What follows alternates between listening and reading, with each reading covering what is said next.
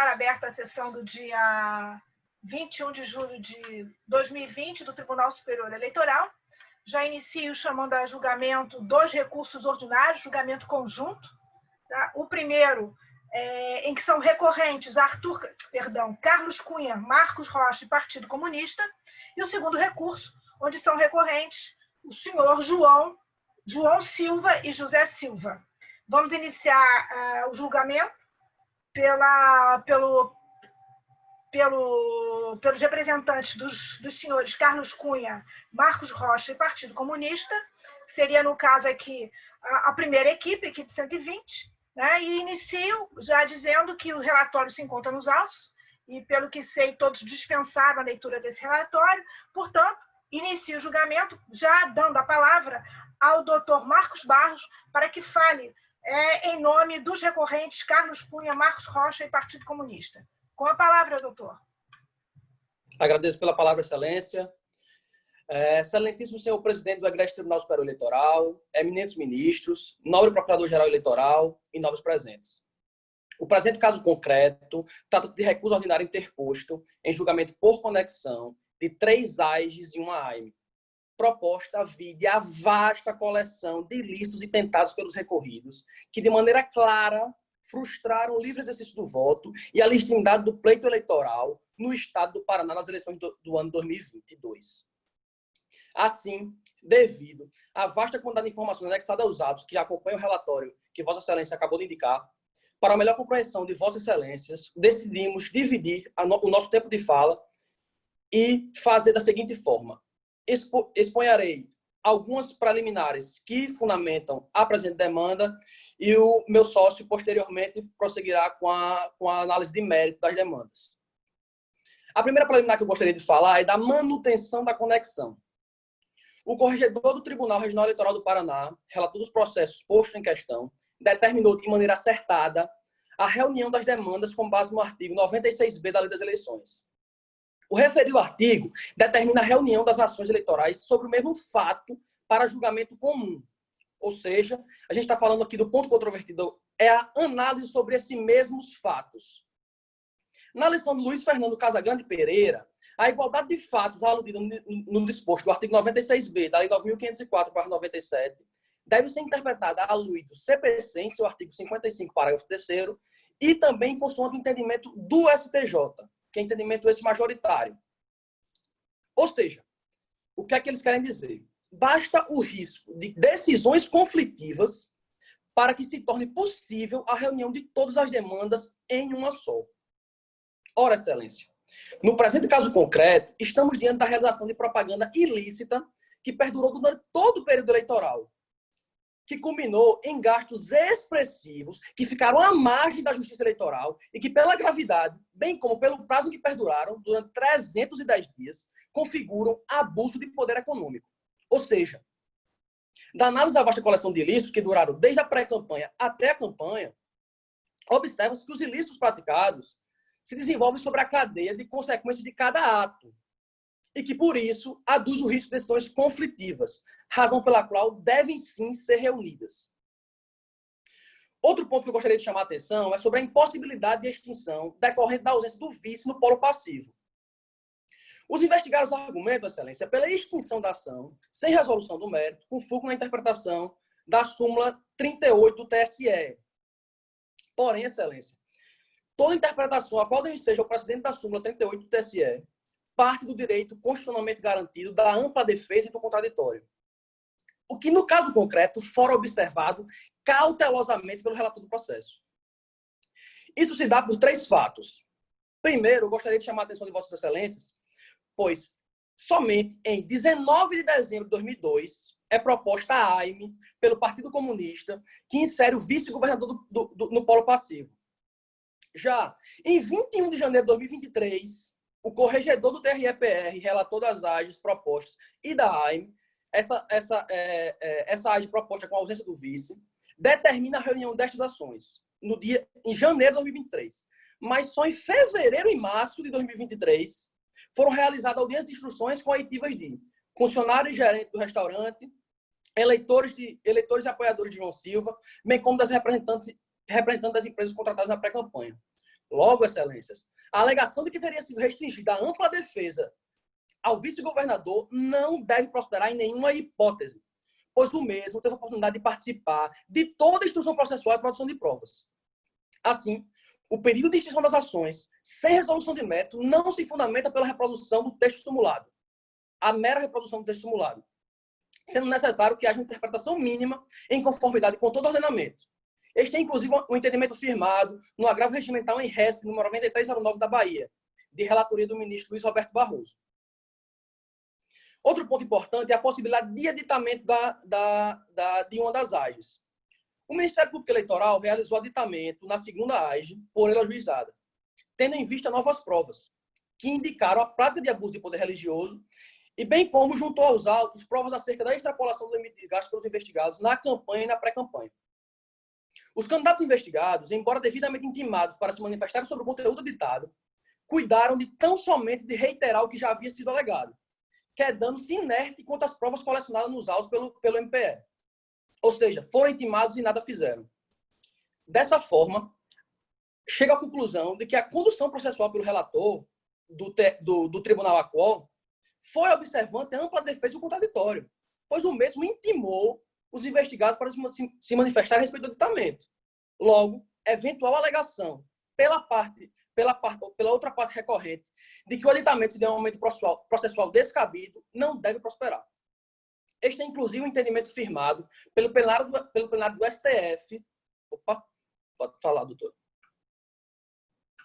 2 minutos. Certo. Este é, inclusive, um entendimento firmado pelo plenário do STF na oportunidade do julgamento da ADI 1082, proposta pelo Partido Socialista Brasileiro. Da ausência desse consolo passivo necessário na segunda AGE. O caso específico trata da não inclusão do senhor Lucas Souza, presidente do Centro Espírita, no polo passivo da AGE proposta pelo MPE, que trouxe como uma das causas de pedir o reconhecimento do abuso de poder religioso. Os investigados pretendem tratar-se de hipótese de litisconsórcio passivo necessário, o que, embora tenha respaldo na jurisprudência deste tribunal, deve ser matéria a ser revistada nesse momento, inclusive eu peço bem a Vossa Excelência para tanto.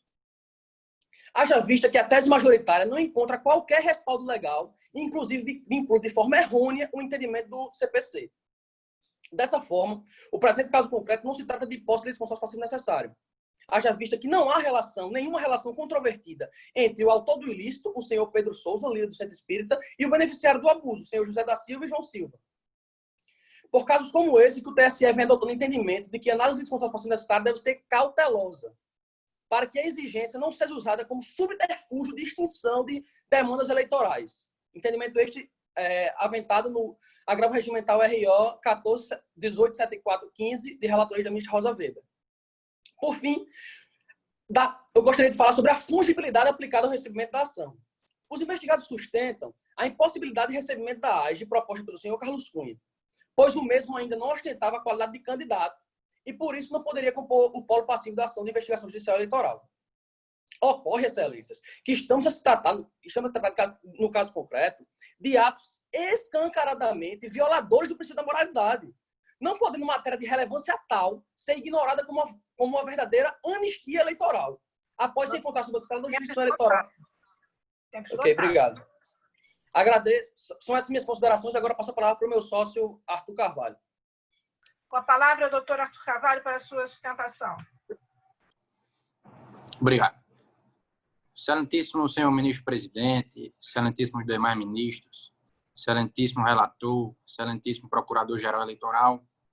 Primeiramente, eu gostaria de parabenizar a sustentação oral do meu sócio, doutor Marcos Felipe Barros, dizer que é sempre uma honra, doutor Marcos Felipe, te suceder nessa tribuna do Tribunal Superior Eleitoral, ainda que hoje de forma remota, sempre com importantes considerações aí hoje acerca da temática processual eleitoral, e dizer que minha missão nessa tribuna é adentrar no mérito das demandas eleitorais, como bem dito o doutor Marcos Felipe, um julgamento do recurso ordinário que estamos, demandas eleitorais em conexão, 3 ações de investigação judicial eleitoral e uma ação de impugnação do mandato eletivo. E aqui, dada a coleção de ilícitos dos recorridos durante todo o ano eleitoral e o limite de tempo da sustentação oral, talvez não seja suficiente para a gente percorrer todos esses ilícitos, tanto é que eu vou me ater no que os recorrentes foram sucumbentes no Tribunal Regional Eleitoral do Paraná. Então, aqui eu falo, excelências, da fraude de gastos pré-eleitorais e eleitorais e do abuso de poder religioso. Iniciando pela fraude, excelência, o que nós temos é, do período pré-eleitoral ao eleitoral, a união de eleitores dos recorridos que promoveram um disparo massivo de mensagens com conteúdo falso pelas redes sociais. E aí eu faço uma ressalva, excelências, que a pré-campanha dos recorridos se iniciou em 10 de janeiro de 2022. E o dia da eleição foi dia 15 de novembro de 2022, a teor da vigência da emenda 107. Então, nós temos, como disse o doutor Marcos Felipe, 310 dias de pré-campanha. Então, nós temos 310 dias de pré-campanha e campanha. Então, nós temos 310 dias dessa prática reiterada grave. E aí não há que se falar em como não ser reconhecida a fraude. Porque todos esses disparos, excelências, requer dispêndio de valores que jamais transitaram na conta de campanha. E aí os recorridos do memorial alegam, mas foi prestado contas, em nenhuma delas se verifica qualquer irregularidade apta a macular a transparência de suas contas, tampouco sua fidedignidade. É verdade, porque jamais esses recursos transitaram na Caixa 1. Então, esses recursos ficaram aquém da fiscalização da Justiça Eleitoral, aquém da fiscalização dos demais partidos políticos e coligações, aquém da fiscalização dos eleitores. Pelos mesmos fatos, excelências, por esse disparo de publicações em massa, foi reconhecido no Tribunal Regional Eleitoral do Paraná o abuso de poder econômico e que se deixou de reconhecer a fraude dos gastos de pré-campanha e campanha. E aqui é neste ponto, de forma bem pontual, que merece reforma o acórdão do Tribunal Regional Eleitoral para que se reconheça, além do abuso de poder econômico, a fraude nos gastos. Aqui é um exemplo típico do que no Brasil dá-se o nome de Caixa 2. Por si só, nós já temos o ilícito 57C das pessoas físicas desprendendo valores para impulsionamento massivo. E passando a análise do abuso de poder religioso, excelência, o que nós temos do caso concreto é que dia 29 de setembro de 2022, o líder religioso Lucas Souza, do Centro Espírita Luz Divina, organiza nesse Centro Espírita uma reunião com 200 fiéis eleitores, eu poderia dizer, com a presença dos candidatos recorridos, e no palco da reunião faz pedido expresso de voto. E aí, excelência, a tese dos recorridos é que nossa tese estaria a trazer ali uma limitação de liberdade de expressão do líder religioso. Muito pelo contrário, os recorrentes defendem que o líder religioso, como pessoa natural, pode ter liberdade de expressão em qualquer canto no sistema democrático. Pode fazer na casa de praia, pode fazer na casa de campo, pode fazer nas redes sociais, pode fazer na capital, no interior. Agora, essa limitação tem que ser observada pela Justiça Eleitoral quando ele faz usufruindo do poder de palco, como diria a doutora Maria da Silveira, o poder de palco lhe concedido pela Igreja.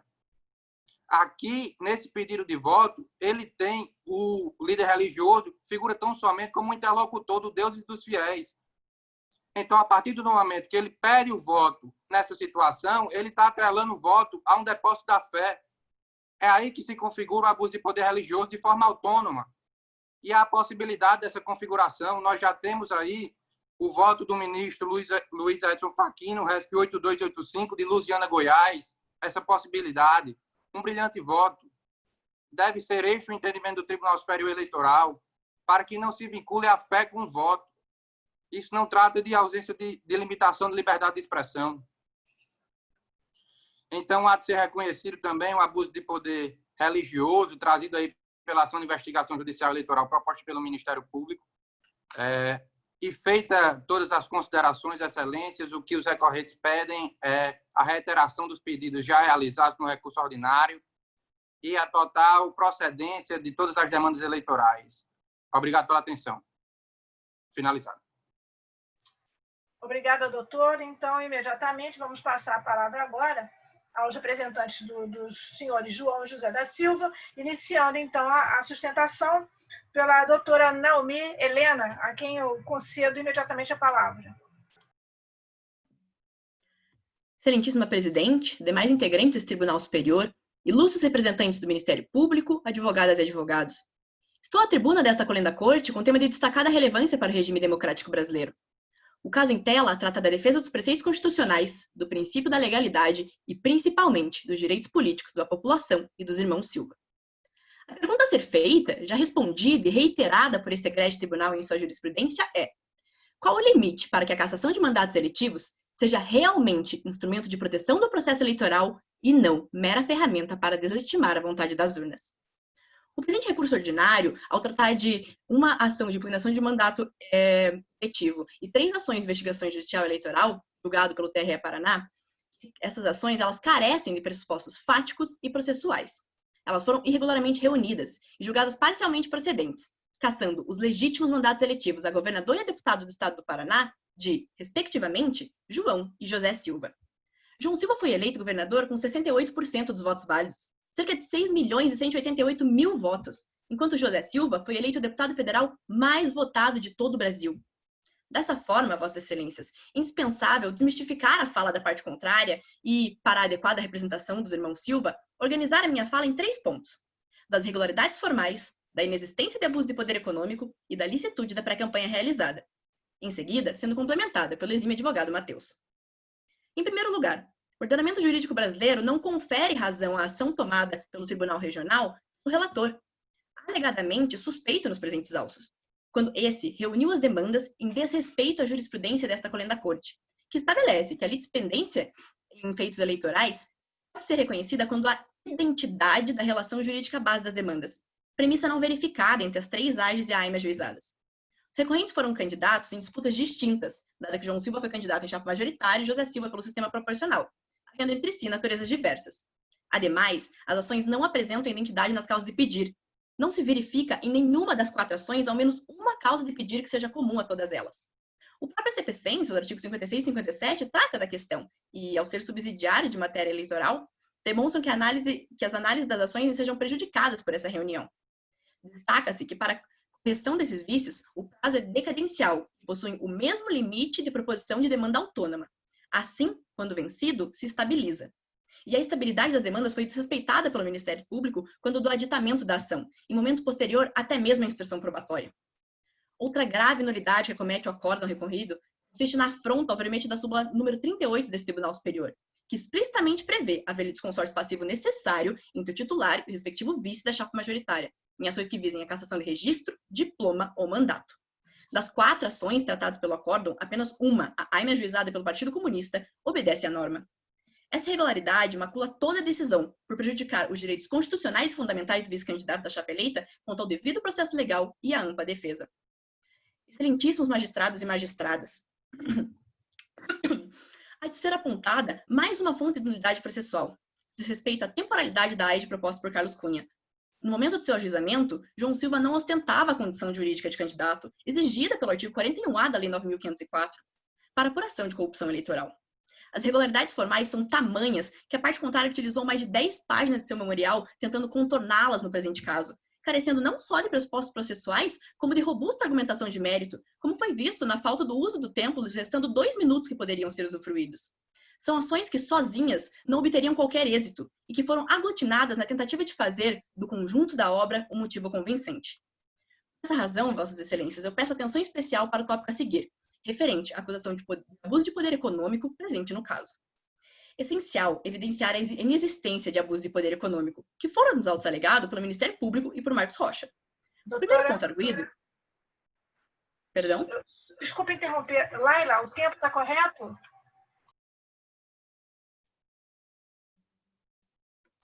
Pode continuar, doutora, desculpe. Imagina, muito obrigada. O primeiro ponto arguido foi a não contabilização de gastos da pré-campanha eleitoral nas prestações de contas do irmão Silva, o que não possui embasamento.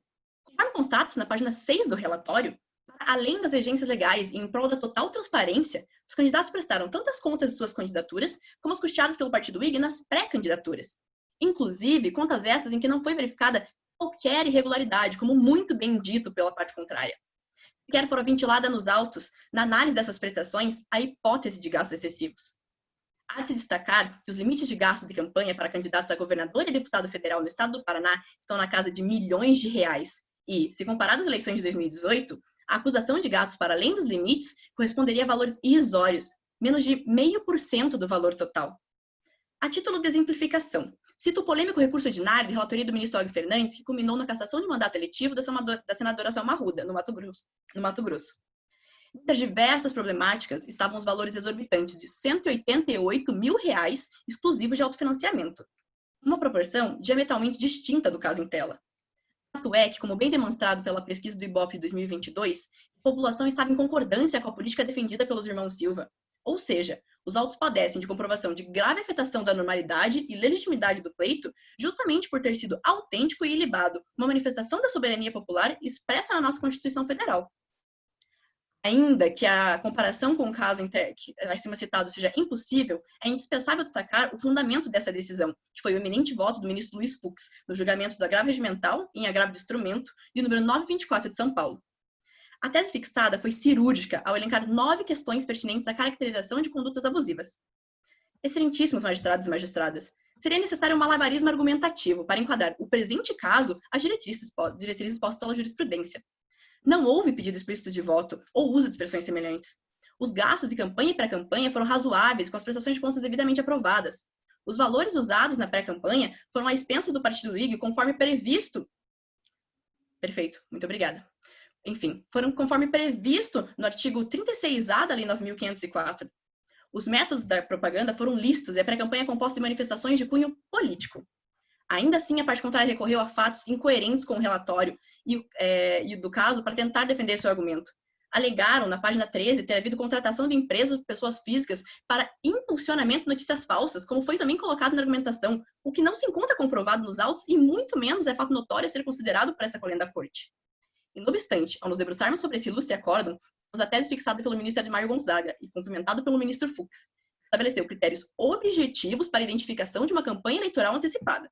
São eles o pedido explícito de votos, o que foi reconhecido pelo TRE como inexistente no presente caso, a utilização de formas que são proscritas durante o período oficial de propaganda, o que não ocorreu, e o desrespeito ao alcance das possibilidades do chamado pré-candidato médio, bem inaplicável.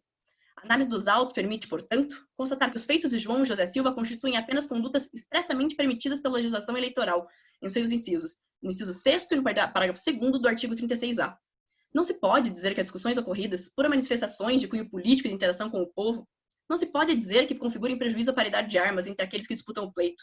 Vossas Excelências, não se pode punir candidatos por cumprirem a lei. Isso afronta a segurança jurídica e a legalidade dos princípios basilares do nosso ordenamento. Dessa forma, os pontos elencados e passo a palavra ao meu colega Dr. Matheus, continuar a defesa da democracia e da vontade expressa em mais de 8 milhões de votos. Excelentíssimos senhores ministros e ilustres advogados e representantes. Obrigada, doutora Naomi. Eu passo a palavra agora ao doutor Matheus Quintanilha para que encerre as alegações. Peço desculpas pela interrupção, senhora presidente. Excelentíssimos senhores ministros, ilustres advogados, representante ministerial, como já indicado pela minha colega de banca, doutora Naomi, a decisão que será prolatada por este tribunal poderá negar a eficácia da vontade de quase 6 milhões de eleitores do estado do Paraná. Para além das questões já ressaltadas pela minha colega, insta também tratar da questão de captação ilícita de sufrágio, abuso de poder religioso e, por fim, do uso indevido de meios de comunicação social. No que se refere à captação ilícita de sufrágio, minha colega já adiantou acerca de sua impossibilidade de julgamento por parte do judiciário, visto que o candidato João Silva, à época, não o configurava enquanto candidato propriamente dito, sendo apenas, então, somente pré-candidato. Há que se ressaltar que a exigência é legal e explícita pelo artigo 41A da Lei das Eleições. Ademais, como já ressaltado, também não fora composto o litisconsórcio passivo necessário com o candidato a vice da chapa. Há que se ressaltar também que a decisão do Regional Eleitoral se refere à impossibilidade de julgamento pela não formação de litisconsórcio passivo necessário com o gerente do restaurante no qual supostamente ocorreu a compra de votos. Correto o entendimento do Regional Eleitoral, e mesmo que esta Corte Superior entenda pela reforma da decisão, admitindo a desnecessidade do litisconsórcio, há que se considerar que as provas foram julgadas completamente ilícitas, eis que produzidas através de induzimento de funcionário do gerente responsável pelo restaurante. E mesmo que se superada esta alegação, há que se considerar que as provas de per si são imprestáveis para a comprovação de captação ilícita de sufrágio, eis que não conseguem indicar o oferecimento de vantagem ilícita aos eleitores, em concreto e tão pouco individualizadamente.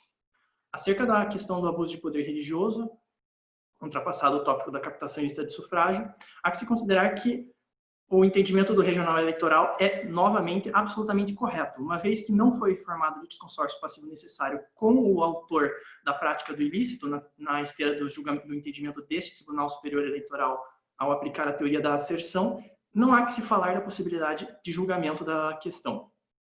Para além disso, há que se ressaltar que inexiste hipótese legal de apuração de abuso de poder religioso. O artigo 22 da Lei Complementar nº 64 prescreve apenas, então, somente a apuração de abuso de poder político, econômico e midiático. E, indo mais além, excelências, há que se considerar que é impossível o aditamento de AIGE, como já ressaltado pela minha colega. E mesmo que se ultrapasse todas essas preliminares que, de per si, já encaminham pelo julgamento da inviabilidade da demanda, há que se considerar que o caso concreto em questão não possui qualquer espécie de gravidade. Excelências, 200 eleitores estavam presentes no culto no qual ocorreu tal ato. 200 dentre mais de 8 milhões de eleitores paranaenses, o que não justifica a cassação de mandatos. Por fim, no que se refere ao uso indevido de mídias, acertou o Tribunal Regional Eleitoral do Paraná na análise das entrevistas concedidas por João Silva e também na utilização de mídias digitais em suas campanhas. Inexistem nos autos sequer indícios que denotem grave afetação do pleito. Não há indicação de como está prejudicada a igualdade entre candidatos e tampouco a livre formação do voto do eleitorado. Ademais, e já tratando da terceira alegação referente à contratação de disparos em massa e também a publicação de fake news, há que se considerar que este coleno Tribunal Superior Eleitoral, em precedente, já decidiu que o abuso de poder midiático pressupõe a utilização de órgãos de imprensa, órgãos de mídia, produtores e divulgadores de informação, responsáveis pela informação de toda a sociedade. Redes sociais não se encaixam neste conceito, excelências. Redes sociais se tratam de espaços em que perfis de pessoas privadas se utilizam de comunicações igualmente privadas para atingir o seu âmbito social mais delimitado. Ou seja, aqui não se prima pelo direito de informação, que é o tutelado pela espécie de abuso de poder midiático. Se trata, isso sim, de exercício da liberdade de expressão. E justamente por isso, tratando-se de liberdade de expressão e não havendo qualquer indício de irregularidade... Senhora Presidente, por favor, a palavra aqui para o julgador Arthur Fialho. Pois não, doutor. Com a palavra. Eu fiquei com a dúvida em relação à fala do doutor Matheus. Eu queria que ele esclarecesse que ele faz aí uma distinção entre os pronunciamentos feitos em redes sociais e aqueles feitos nas mídias, vamos dizer assim, comuns. Eu queria que ele esclarecesse isso melhor. Excelência, o caso paradigma que eu cito é o agravo regimental no recurso especial número 392-52, em que o tribunal, por maioria, entendeu que a utilização indevida de meios de comunicação social pressupõe um órgão de mídia que tenha uma certa aplicação de técnica jornalística e, portanto, tenha muito mais interesse na questão de veiculação de notícias e informação do eleitorado e não tanto na questão de mídias sociais. Tanto é que, no caso, foi reconhecido que, não havendo a aplicação da técnica jornalística, não há que se falar de matéria de abuso de poder midiático. Retomando a minha fala, a não ser que o senhor esteja insatisfeito com a minha resposta. Doutor Arthur, satisfeito? Satisfeito, pode prosseguir. Obrigada. Retomando a minha argumentação, justamente em vista deste julgado, não há que se falar de abuso de poder midiático. E tão pouco se foi comprovada a gravidade novamente no caso. Não existe qualquer indicação de afetação do pleito, tanto em sua normalidade quanto em sua legitimidade, e há que se falar que o conjunto probatório, mesmo que se entenda pela possibilidade de apuração destes atos sob o signo do abuso de poder de mídia, consistem em apenas 15 print screens de mensagens de WhatsApp que não conseguem comprovar a efetiva prática de disparos em massa e depoimentos de eleitores que livre e espontaneamente divulgaram conteúdos em favor dos irmãos Silva. Trata-se aqui, isso sim, de livre exercício de seus direitos, de direito de se expressar, não se podendo se reputar qualquer espécie de abuso. Por fim, e já tratando aqui concluindo a minha fala, o conjunto da obra é uníssono. E não existe justificativa para a cassação dos mandatos, e por isso requer-se a cassação do acordo em vista das irregularidades acerca da reunião das ações e, alternativamente, a reforma das decisões para que seja reconhecida a não formação do litisconsórcio e também pela não caracterização de ilícitos. Agradeço muito e, desde já passo imediatamente ao doutor Arthur Carvalho para que faça a sua réplica. Com a palavra, doutor Arthur. Obrigado. Pois bem, excelências, eu inicio aqui essa réplica parabenizando o talento e esforço da doutora Naomi e doutor Matheus, que, embora seja reconhecível, eu recito aqui o advogado doutor José Eduardo Alckmin, que, embora todo o esforço, talvez estes causídicos estejam diante de uma causa ingrata. Aqui foi dito pela doutora Naomi que os gastos em pré-campanha foram razoáveis. Eu queria saber se foram, porque os recorrentes jamais tiveram a possibilidade de fiscalizar os gastos. Talvez os recorridos tenham conhecimento do Caixa 2, mas os recorrentes não. Para se afirmar se realmente os gastos foram razoáveis, estão dentro do padrão médio exigido pela jurisprudência do TSE, ou se não.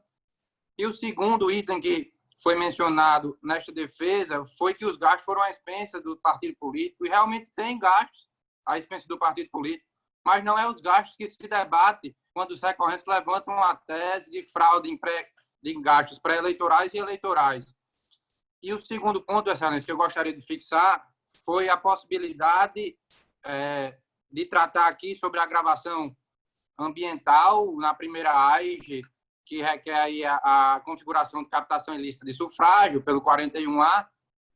E aqui eu recito a jurisprudência ampla e pacífica do Tribunal Superior Eleitoral, a oportunidade do RESP 408/98 de Santa Catarina, sobre a licitude da gravação feita por um dos interlocutores sem o conhecimento dos demais, que foi o caso presente nos autos, e a configuração da compra de voto.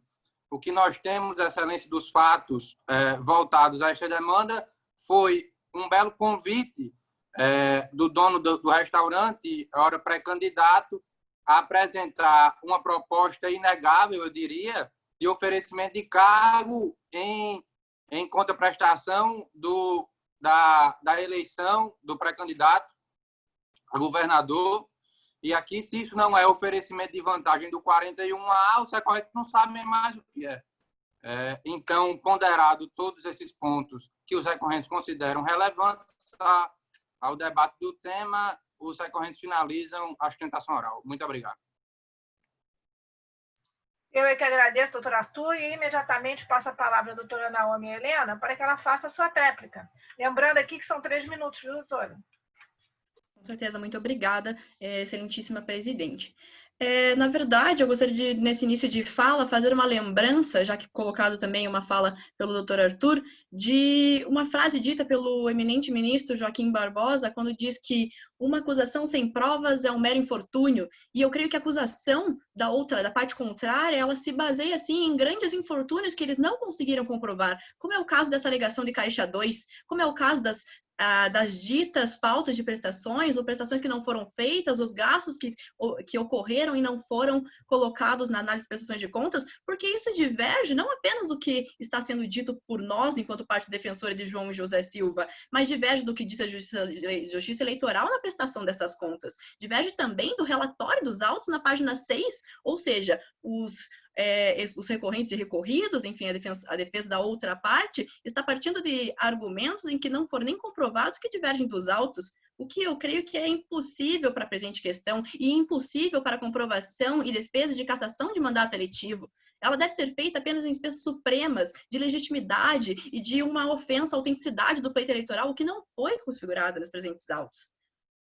Ressalto que todos os apontamentos colocados pelo doutor Arthur Carvalho não trouxeram nada que pudesse conferir distintamente nos autos, distintamente nas provas, e apenas ainda quando tratam de provas contaminadas por induzimento da gravação ambiental. É por todo exposto, vossas excelências, que aqui se clama pelo direito da população paranaense de ser representada por quem votou, em um pleito legítimo, evidenciado pelos graves vícios formais e pela inexistência de comprovação de gravidade capaz de justificar a cassação de mandatos e a inelegibilidade de João José Silva. Ou seja, o conjunto da obra, como foi alegado por Marcos Rocha, pedido para que fosse considerado, é que a pesquisa do IBOPE, o número abrangente de votos, as irregularidades formais presentes em todas as 3 AIs e ainda na AIME ajuizadas, a falta de material comprobatório de todas as alegações postas, esse conjunto da obra apenas ressalta a legitimidade e a necessidade de refazer o legítimo mandato eletivo de José e João Silva, a pensar que, em cada 10 paranaenses, 7 votaram em João Silva para governador. E que também a eleição de José Silva como deputado federal mais votado de todo o Brasil tem um peso gigantesco a ser considerado na nossa democracia. E é impossível que esse tribunal não tenha essa consideração a pensar e sopesar, a ponderar a razoabilidade de gastos, que, como bem eu coloquei, eles foram inferiores a 0,5% superior ao máximo permitido. Ressalto que a campanha eleitoral, a campanha pré-eleitoral dura mais que a campanha eleitoral oficial. E todos esses fatores têm de ser considerados para o bem posto dos princípios da razoabilidade e da ponderação. Dessa forma, queria ter exposto todos os pontos que fossem necessários para combater tanto os argumentos da parte contrária quanto o seu memorial. Assim, agradeço a presidência da mesa feita de forma excelente pela excelentíssima magistrada e a presença dos demais magistrados. Eu que agradeço a todos e, desde já parabenizando pelas excelentes sustentações, tanto dos primeiros recorrentes quanto dos segundos recorrentes, e ambas as partes são recorridas, mas eu quero aqui enfatizar que os senhores foram muitíssimo bem, todos muito seguros, todos falando muito bem, todos visivelmente com um caso para lá de estudado. Eu só tenho aqui a dar os parabéns aos senhores, esperando que eu tenha uma oportunidade de encontrá-los de verdade num outro tribunal, tá certo? E não havendo mais nenhum processo aqui em julgamento, também agradecendo aqui ao doutor Arthur Fialho, ao doutor Marcos Barros, doutor Arthur Carvalho, doutora Naomi, Laila, Daniel, Marcelo, enfim, a todos aqui que de alguma maneira participaram e colaboraram para esse evento, e já deixando aqui os meus parabéns a todos, por aqueles que tiveram a coragem de participar, porque realmente não é fácil, né, você se expor dessa maneira, e para aqueles que concordaram, tiveram a ideia, e para os que aqui concordaram em participar desse evento tão importante, né, para que o nosso direito eleitoral, uma matéria cada dia mais importante, uma matéria que ganha relevância a cada ano que passa, ele possa cada vez mais galgar, né, o lugar de um direito de suma importância num país como o nosso. Eu agradeço demais. Senhora presidente, considerando o final da sessão, eu peço a palavra também. Sem dúvida, daria a palavra ao senhor e a doutora Camille, sem dúvida. Pode com a palavra, doutor. E mais uma vez, obrigada a todos. Pois não, doutor Arthur? Eu quero começar agradecendo a todos e parabenizar todos os participantes, dizer que é muito importante essa participação de cada um de vocês, buscar fazer o melhor, tentar estudar a fundo o direito eleitoral, parabenizar a todos. Tenho certeza que já são vencedores só pelo fato de estar aqui, querer competir e querer aprender, que é o principal objetivo desse evento.